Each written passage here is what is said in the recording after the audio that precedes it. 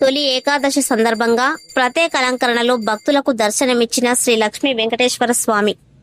ఆషాఢ తొలి ఏకాదశి సందర్భంగా నారాయణపేట జిల్లా మక్తల్ పట్టణ కేంద్రంలో బ్రాహ్మణవాడలోని శ్రీ లక్ష్మీ వెంకటేశ్వర స్వామి ఆలయం భక్తుల గోవింద నామస్మరణలతో మారుమ్రోగింది. తొలి ఏకాదశి సందర్భంగా అర్చకులు వంశీ జోషి, కౌశిక్ వెంకటేశ్వర స్వామి వారికి తెల్లవారుజామున పంచామృతాభిషేకంతో పాటు ప్రత్యేక అలంకరణ చేసి మహామంగళహారతి ఇవ్వడం జరిగింది. తొలి ఏకాదశి సందర్భంగా శ్రీ లక్ష్మీ వెంకటేశ్వర స్వామివారు ప్రత్యేక అలంకరణలో భక్తులకు దర్శనమిచ్చారు.